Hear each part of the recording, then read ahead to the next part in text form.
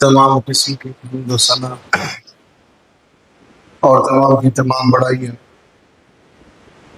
وکل عبادات خالق کائنات مالک ارض و سما کے للہ تفصیل کے لیے صفات اس اللہ وحدہ لا شریک لہ کے لیے جو اکیلا ہم سب کا خالق و مالک اور ہمارا حاکم ہے۔ اللہ وحدہ لا شریک لہ کی بے شمار درود و سلام رحمت برکت اللہ کے تمام برکتین بندوں پر بالخصوص ہم کروڑا کروڑ درود و سلام کا نذرانہ پیش کرتے ہیں سرور کائنات احمد مجتبی محمد مصطفیٰ صلی اللہ علیہ وعلی آلہ وبارک وسلم کی خدمت ہے۔ حضرات گرامی، ربیع الاول کے مبارک مہینے سے پہلے ہمارے خطبہ جمعہ کا سلسلہ نبی کریم صلی اللہ علیہ وسلم کے خطبات جو آپ نے اپنے آخری حجۃ الوداع کے موقع پر ارشاد فرمائے تھے، اس تعلق سے ہماری گفتگو چل رہی ہے۔ اللہ کے رسول صلی اللہ علیہ وسلم نے اپنے آخری حج میں مسلمانوں کی کثیر تعداد کے بیچ کیونکہ اگلے سال اتنے بڑے مجمع کے ساتھ اس مقدس مقام پر ملاقات طے نہیں تھی، اللہ کی طرف سے آپ کو کئی اشارے ہو چکے تھے جن میں جا جا رسول اللہ والفتح جیسی صورتیں، تو اس لیے آپ نے اپنی زندگی کا نچوڑ اپنی امت کے سامنے پیش کیا۔ آخری خطبہ حج اور ان ایام میں جو ارشادات آپ کے ہیں سب بڑی بڑی باتیں، پوری انسانیت کو نظر میں رکھ کر، ساری تفریق مٹا کر، یعنی بے لاگ اور بے مثل خطبہ جس کو کہا جا سکتا ہے وہ آپ نے ارشاد فرمایا تھا۔ چونکہ آخری ایام کا خطبہ ہے تو اس کی اہمیت بھی بڑھ جاتی ہے کہ انسان اپنے آخری دنوں کے اندر جو ضروری کام ہوتا ہے وہ پہلے نپٹا تھا، فضول اور لائن کی چیزیں نہیں کرتا، اور میرے نبی کی زندگی سے بات کہ آپ کبھی کوئی چیز لایا نہیں، آپ کی زندگی کا لمحہ لمحہ قیمتی اور باعث اجر، ایک بھی سیکنڈ آپ کی زندگی کا ایسا نہیں کہ جو حکمت، ثواب، نیکی، اللہ کی رضا سے خالی ہو۔ لیکن پھر بھی آخری ایام میں بڑے مجمع کے بیچ اگر جو نصیحت ہو رہی ہے تو اس کی قیمتیں اور بڑھ جاتی ہیں۔ انہی ارشادات میں سے جو آپ نے عرفات کے میدان میں کہی تھی، اللہ کے نبی نے فرمایا قد ترکت فیکم ما لن تضلوا بعدہ ان اعتصمتم بہ کتاب اللہ۔ لوگوں، میں نے تمہیں اللہ کی بات پہنچا اور اب ساری چیزیں پہنچانے کے بعد دنیا سے اب میرے جانے کا وقت، اب تمہیں میں چھوڑ کے جانے والا ہوں، لیکن دنیا سے میں چلا ضرور جاؤں گا۔ ایسا اس کا یہ مطلب نہیں کہ میرے جانے کے بعد تمہارا کوئی پرسان حال نہیں ہوگا۔ میں جب تک دنیا میں موجود تب تک تمہاری دنیاوی اخروی زندگی کا میں ضامن اور میں امین۔ اب چونکہ میرے دنیا سے چل چلاؤ کا وقت ہے تو لوگوں، تمہاری رہنمائی، تمہاری ہدایت، تمہاری کامیابی کے لیے میں تمہارے بیچ ایک چیز چھوڑ کے جا رہا ہوں۔ اگر تم نے اس کو تھامے رکھا، اپنی زندگیوں میں شامل رکھا، اس کو اپنے ماتھے کا جھومر بنایا، اس کو اپنا نصب العین، اپنا آئین، اپنا دستور بنایا، تو تم کبھی بھی اس کے بعد گمراہ نہیں ہو، راستے سے نہیں پٹک سکتے، راستے کو نہیں بھول سکتے۔ اور وہ کیا چیز ہے؟ کتاب اللہ، اللہ کی کتاب۔ تھوڑا سا ذہن میں رکھیں گا، قرآن کی روشنی نبی کہا مسلمانوں پہ ان سے زیادہ، اور کئی حدیث میں آپ نے کہا کہ دنیا میں مسلمانوں کا ذمہ دار ہے، اللہ کے رسول موجود، ہر چیز میں رہنمائی موجود، اور جتنی بڑی شخصیت رسول ثقلین دنیا سے چلے جائیں گے، اب مسلمان کہاں سے رہنمائی حاصل کریں؟ وہی کا سلسلہ بند ہو جائے گا، تعلیمات آنی بند ہو جائے گی، اب کیا کرے؟ اب مسلمانوں کو راستہ کون دکھائے؟ اللہ کے نبی علیہ السلام نے راستہ دکھانے والی چیز بتائی، اللہ کی کتاب، اس کو اگر تم تھام کے رکھو گے تو کبھی گمراہ نہیں ہو۔ اللہ کی کتاب، قرآن حمید، قرآن مجید، قرآن پاک، فرقان، نور، الحکمہ، کتنے نام اس کے۔ اللہ کے نبی علیہ السلام نے اس سے جڑنے کی مسلمانوں کو وصیت کی اپنے آخری حجۃ الوداع کے خطبے میں کہ تم اس کو تھامے رکھنا، اس سے جڑ کے۔ ہم مسلمان اتنی صدیوں بعد آج ہم میں سے کتنے لوگوں نے اللہ کے رسول کی اس وصیت اور نصیحت پہ عمل کیا اور اللہ کی کتاب کو؟ اس کو تھامنے کا سب سے بڑا فائدہ بتایا کہ تم گمراہی سے بچ جاؤ گے۔ ہدایت جو ہے وہ اس کتاب کے اندر، اس کو چھوٹنے مت دینا۔ یہ دنیا میں اخروی فائدہ، لیکن صرف یہ فائدہ نہیں کہ دنیا کی واحد ایک کتاب جو ہدایت اور گمراہی، حق و باطل، سچ اور جھوٹ، جائز اور ناجائز، حلال اور حرام کا فرق کر دے، دنیا کی واحد کتاب، پوری انسانیت کے لیے قانون کی کتاب۔ صرف اس کا یہ فائدہ نہیں کہ آدمی تمام طرح کی گمراہی سے بچ جائے، دنیا میں اس کو تھامنے کے بڑے بڑے فائدے اور اس کی بشارت اللہ کے نبی نے مسلمانوں کو دی۔ حضرت سیدنا عمر بن خطاب رضی اللہ تعالیٰ عنہ کے دور میں آپ جب سفر میں تھے تو آپ نے مکے کا کسی کو والی اور گورنر بنایا۔ آپ خلیفۃ المسلمین اور آپ کی موجودگی میں کسی کو آپ نے ولی بنایا، گورنر بنایا مکے کا۔ وہ کہیں آپ کو راستے میں سفر کے دوران مل گئے تو آپ نے پوچھا کہ مکہ کو کس کے حوالے چھوڑ کے تمہارے پیچھے گورنر کس کو سونپ، تم یہاں لکھ رہے ہو سفر؟ تو کہا ابن ابزا نامی ایک صحابی ہے، اس کو میں نے میری جگہ قائم مقام امیر اور گورنر بنا کے میں باہر آیا۔ ابن ابزا کون ہے؟ یہ نام ہی پہلی بار سنا۔ صحابی نے کیا کہا؟ رجل من الموالین، ابن ابزا ہمارے غلاموں میں سے کامل ہے۔ عمر بن خطاب نے حیرانی کے ساتھ پوچھا کہ تم نے ایک غلام طبقے کے آدمی کو مکے کی گورنر دے، اللہ کا گھر جس شہر میں اس کا گورنر غلام طبقے میں سے بنا دیا، بڑی عجیب بات ہے، کیا وجہ؟ فرمایا کہ وہ ہم میں اللہ کی کتاب اچھا ہے،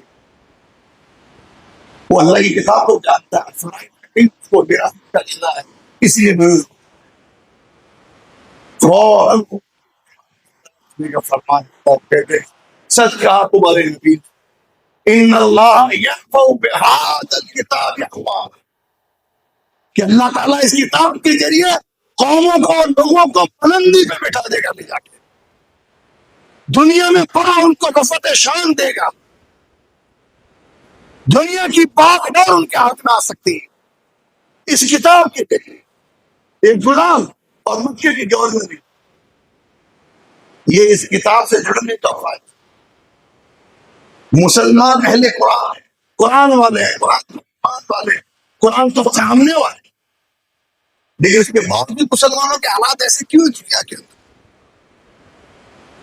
مسلمانوں کے اتنے بڑے جو سنجیدہ قسم کے جہین لوگ ہیں، اہل فرد و عقل، بیٹھ کے سوچتے ہیں کہ مسلمانوں کے حالات خراب کیوں دنیا کے اندر آئے، ملک در ملک باری سے سب نپٹائے جا رہا ہے، جہاں ایک دنیا میں ایسا خطہ نہیں یا مسلمان ساتھ رہے، کوئی کیا وجہ بتاتا، کوئی کیا وجہ بتاتا، کوئی کیا وجہ بتاتا ہے، پھر اس وجہ پہ لوگ کوشش کرتے ہیں، کسی نے خدمت خلق کو پکڑا، کسی نے دنیا کی تعلیم کو پکڑا، کسی نے ایجوکیشن، کسی نے دین کی پڑھائی، کسی نے نوکری، کسی نے مالداری، پیسہ، مادہ فرق، الگ الگ لوگوں نے ان کے بتائی مسلمان پر ساتھ یہ کرنے سے ان کی پریشانی دور ہوئی۔ اللہ کے رسول نے بھی ایک وجہ بتائی مسلمانوں کے حالات خستہ حال ہونے، اسی حدیث کا آخری ٹکڑا، ان اللہ یرفع بہذا الکتاب اقواما ویدعو بہ آخرین، ایک طبقے کو جس نے اس کتاب کو تھاما اللہ بلندی پہ لے جائے گا، اونچی شان اور رفعت شان دے گا، اور ایک دوسرے طبقے کو اسی قرآن کی وجہ سے ذلیل کرے گا دنیا کے اندر، اس کو ترک کرنے کی وجہ سے، اس کو چھوڑنے کی وجہ سے، اس کو منہ موڑنے کی وجہ سے۔ دنیا میں ایک وجہ مسلمانوں کی مقبولیت اور مقبولیت کی ہے کہ مسلمانوں نے اللہ کی کتاب کو نہیں سمجھا، نہیں تھاما، نہیں اس کو اپنا قانون اور کانسٹیٹیوشن اور دستور سمجھا، نہیں اس کو اپنی زندگی میں اتارا۔ اکثریت مسلمانوں کی قرآن سے دور، کتنے قرآن دیکھ کے پڑھنا، کتنوں کے دل میں اللہ کی کتاب محفوظ ہے، کتنا اس کو یاد کرتے، کتنا اس یاد کا احترام، کتنا اس کو سمجھتے ہیں، کتنا اس کو پڑھتے ہیں، کتنا اس کے مطابق زندگی گزارتے ہیں، کتنا اس کو قانون کی طرح سمجھتے ہیں، اس میں حلال کو کتنا حلال مانتے ہیں، اس میں حرام کو کتنا حرام۔ مسلمانوں کا ایشو کیا ہے؟ مسلمانوں کے قرآن سے دور، انفرادی طور پر مسلمانوں کی حالات یہ ہے کہ قرآن پر برائے نام ایمان، اور اجتماعی طور پر جماعتوں کی جماعتیں، تنظیموں کی تنظیمیں، اداروں کے ادارے، مسلک کے مسلک قرآن سے دور، ان کے یہاں پر ان کے نصاب میں داخل نہیں اللہ کی کتاب، کوئی رواج نہیں کہ لوگوں کو قرآن سے جوڑا جائے، اس کتاب سے جو ضمانت دے رہی ہے دنیا میں عزت اور سربلندی کی، لوگوں پہ گمراہی کے فتوے لگاتے ہو ہدایت کی کتاب سے دور ہو کر، ہدایت کی گارنٹی جس کتاب میں، اس کتاب سے کوئی تعلق نہیں، کیوں دے یہ کتاب؟ زیادہ چور مار لے مسلمان کو، رمضان میں 10 قرآن، کسی نے 20 قرآن، اتنی بار پڑھ دیا، اتنا پڑھ لیا، روز صبح تلاوت کر کے نکلتا ہے، اچھی بات ہے، اللہ کی کتاب سے ایک بندہ اچھی نیت کے ساتھ کسی بھی طریقے سے جڑے گا، اگر اللہ سے ڈرتے ہوئے ثواب سے خالی نہیں لوٹے گا، اچھی نیت کے ساتھ اس کو اگر دیکھا تب بھی ثواب، اللہ سے ڈرتے ہوئے اس کا ادب احترام، اس کی عظمت کو جانا، پھر بھی ثواب، ایک حرف پڑا نیکی لے کے لوٹا، خزانے ہیں نیکیوں کے، اس کے کوئی شک نہیں کہ بغیر سمجھے پڑھے بھی یہ کتاب محروم نہیں رکھتی کسی، اس کو قرآن مجید بھی کہتے ہیں۔ مجید کا معنی کیا معلوم ہے؟ 2 معنی معلوم، بزرگی، عظمت والی، عظمت، بزرگی، باعزت، شرف، رفعت شان، اس کو مجید کا ہے کہ یہ کتاب بزرگی والی، عزت والی، شرف والی، اور مجید کا معنی کثیر الوعدہ، کریم، خوب فائدہ پہنچانے والا اور والی، یہ 2 معنی، دونوں معنی اللہ کی کتاب پہ فٹ بیٹھتے ہیں۔ یہ کتاب عزتیں دینے والی بھی ہے، یہ کتاب مرتبے بلند کرنے والی بھی ہے، اور یہ کتاب ایسی بھی ہے کہ ایک بندہ جتنی اس کی پیروی کرے گا اتنا ہی اس کی رہنمائی کرے گی، جتنا اس کے قریب آئے گا یہ اتنا اس کو نفع پہنچائے گی، دنیا اور آخرت دونوں میں۔ یہ شان ہے اس کتاب کی، کسی بھی اچھی نیت کے ساتھ کسی بھی طریقے سے جڑے، سننے کے ذریعے، پڑھنے کے ذریعے، دیکھنے کے ذریعے عظمت کے ذریعے اس کی محروم نہیں ثواب. لیکن اصل اتارنے کا مقصد کیا ہے اس کتاب کے؟ وہ خود قرآن نے بتایا کتاب انزلناہ الیک مبارک لیدبروا آیاتہ، کہ اے نبی ہم نے آپ پہ یہ مبارک کتاب اتاری ہے برکتوں والی، کہ جس میں برکتیں ہیں. یہ اس لیے اتاری ہے کہ تاکہ لوگ اس کی آیتوں پہ غور کریں، اس کو سمجھیں، اس پہ تدبر کریں.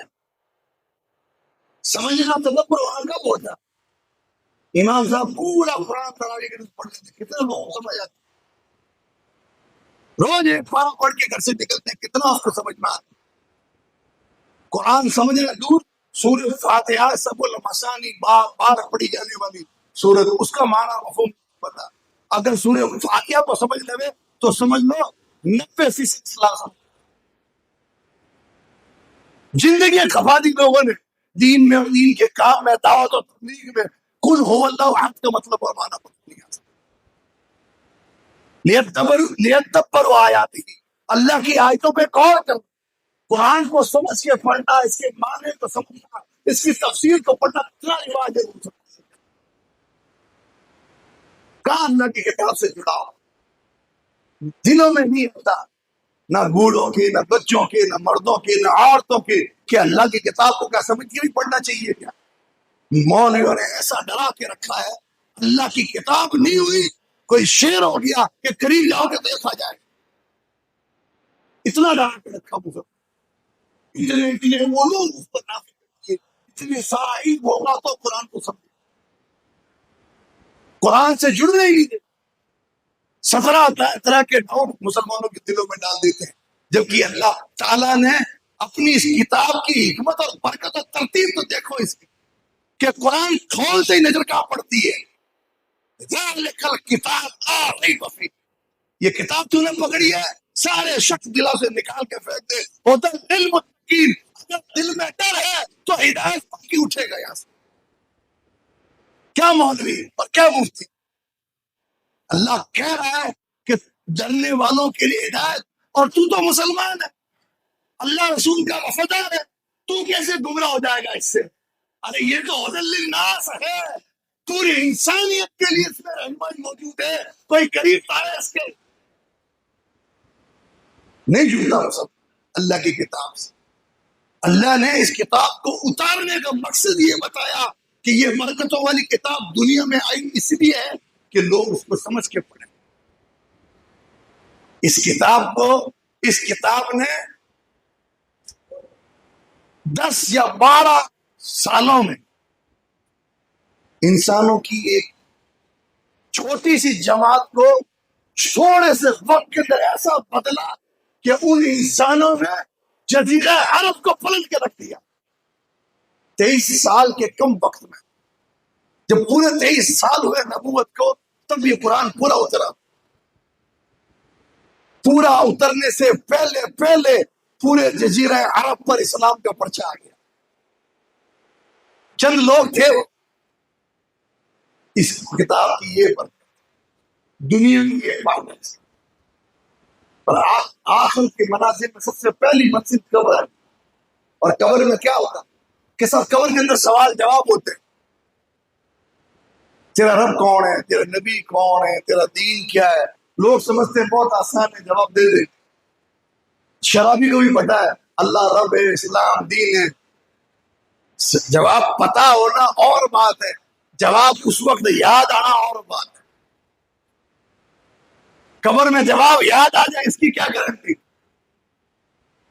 دنیا میں آدمی کی اللہ یاد چھینتا سکے بیٹے کو بھول جاتا ہے، کیا گارنٹی قبر میں سوال کا جواب یاد آ جائے گا؟ جواب اس کو یاد آئے گا. لوگ کہتے ہیں 3 سوال، میں کہتا ہوں میرے نبی نے کہا 4 سوال ہوں گے.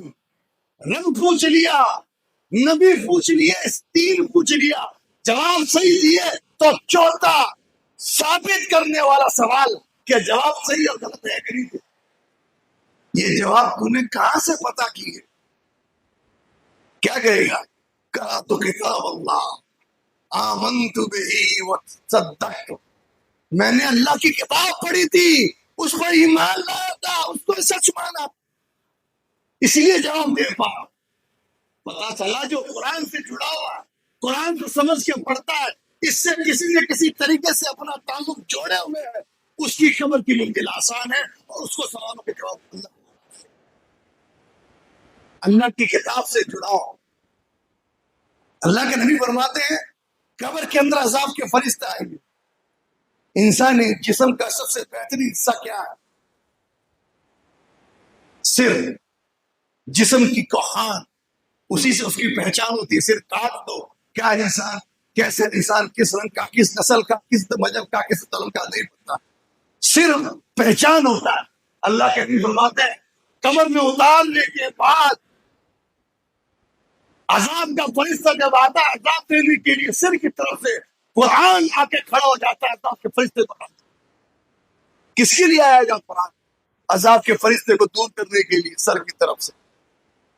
جو قرآن سے جڑا ہوگا، اور قرآن سے جڑاؤ کا کیا طریقہ؟ ایمان لانا، سچ جاننا، اس میں حلال حرام کو تو اس کو، اس میں موجود قانون کو عمل کرنا، اس کتاب سے محبت کرتے ہوئے اس کو سمجھ کر پڑھنا، تب یہ قرآن قبر کے اندر کام آئے گا۔ اور قبر کے بعد قیامت، مشہور حدیث ہے کہ قیامت کے دن قرآن ایک اپنے ماننے والے کی، عمل کرنے والے کی، تھامنے والے کی سفارش کرے گا، یہاں تک کہ اللہ اس کو جنت میں داخل کر دے۔ اور قرآن چھوڑو، سورہ ملک تکرار کرے گی اللہ سے، بار بار التجا کرے گی اپنے پڑھنے والے۔ یہ دنیا سے لے کے حشر تک کتنا قرآن کا فائدہ، لیکن مسلمان کہاں سمجھ رہے، مسلمان کہاں سمجھ رہے؟ اللہ کی اس کتاب کو تھامنے کا جذبہ مسلمانوں کے اندر کہاں ہے میرے بھائیوں؟ تھوڑا اپنی زندگی ٹوٹو۔ اللہ کے نبی علیہ السلام کتنی امید لگاتے ہیں پر کہ مسلمان اللہ کے نبی پر توقع کر کے بیٹھے ہیں کہ جب سارے نبی انکار کر دیں گے، اکیلے محمد مصطفیٰ کھڑے ہوں گے، اللہ کے حکم سے سفارش کریں گے۔ سب کا ایمان ہے اس پر، کس کی سفارش کریں گے؟ خوش نصیب، وفادار، سچے، محبت کرنے والے مسلمانوں کی بھائی۔ لیکن حضور کی امت میں ایسے بدنصیب لوگ بھی ہوں گے کہ جن کے خلاف حضور کے مقدمہ دائر کرے۔ اللہ جج اور قاضی کی حیثیت سے فیصل کے میدان محشر میں کیسے اس کی شان ہے تشریف لائے، امت مجرموں کے کٹکرے میں کھڑی ہو، اور سفارش کرنے والے رحمت للعالمین اگر خود خلاف گواہی دے دیں تو بتائیے پھر کون نجات دے رہا ہے اللہ کے عذاب سے؟ کون نجات دے جائے گا؟ پھر نجات دہندہ شخصیت منہ پھیر کے خلاف مقدمہ دائر کر رہی ہے، فتویٰ بھی کیسا کہیں گے، پڑ جائے ایسا وقت، یا رب ان قوم اتخذوا هذا القرآن مهجورا، سورہ فرقان آیت نمبر 30۔ اے میرے پروردگار، میری اس قوم نے اس قرآن کو چھوڑ پچے مست ڈال دیا تھا، چھوڑ کے رکھا تھا اس قرآن کو۔ اللہ کے نبی محمد آئے، اللہ کے نبی اللہ سے شکایت کر رہے ہیں کہ میری اس قوم نے اس قرآن کو چھوڑ دیا، اور ایمان نہیں لانا، قرآن کو چھوڑنا، قرآن سے نہیں جڑنا، قرآن کو چھوڑنا، اس میں موجود قانون کو زندگی نہیں اتارنا، قرآن کو چھوڑنا، اس کی تلاوت نہیں کرنا، قرآن کو چھوڑنا، اس کو سمجھ کے تفسیر اور معنی سے نہیں پڑھنا، یہ قرآن کو چھوڑنا، یہ ساری چیزیں قرآن کو چھوڑنے چاہیے۔ دیکھ لے ہمارے اندر کون سی کمی ہے۔ اس اللہ کی کتاب سے محبت کیجیے، اس کتاب کو دل میں اتاریے، شوق پیدا کیجیے۔ اب تو ایسا دور ہے نشر و اشاعت کا کہ عام تعلیمات ہوتی جا رہی ہے، چھوٹے چھوٹے بچے بڑی بڑی گورنمنٹ بڑی بڑی اسکولوں کے اندر، اسلام اسکولوں کے اندر چھوٹے چھوٹے بچے قرآن کا بڑا حصہ ترجمے اور تلاوت کے ساتھ یاد کرتے ہیں۔ بیٹا کیا ہے، قرآن کی 10 سورتیں یاد ہے انگلش میں ٹرانسلیشن کے ساتھ، اور آپ کل ہو اللہ کے آگے گاڑی بڑی لے رہی ہے آج تک، اس کو شرم نہیں آتی؟ کوئی عمر نہیں ہوتی، حضور کو 63 سال کی جب عمر ہوئی تب قرآن کی آخری آیت جان لیں، اگر سانس کے پار بھی ہے تب بھی ہمت نہ ہے اور اللہ کی کتاب سے جڑنے کے پورے منصوبے بنائے. نہیں پڑھنا آتا پڑھنا سیکھے, پڑھنا آتا ترجمہ اور معنی پڑھنا شروع کرے. کوئی کمی بیسی ہے خلاف قرآن زندگی جی رہا ہے اس سے توبہ کرے اور سنگت کتاب کو تھام کر زندگی ہوتا ہے. اللہ سے دعا ہے اللہ تعالیٰ اس ہدایت کی کتاب کو سمجھ کے پڑھنے کی توفیق دے, اس کو تھامنے کی توفیق دے, اس کی عظمت دلوں کے اندر بٹھا دے, اس پر عمل کرنے کی توفیق دے. ٹھیک ہے, پر یا رب العالمین وما علینا الا البلاغ.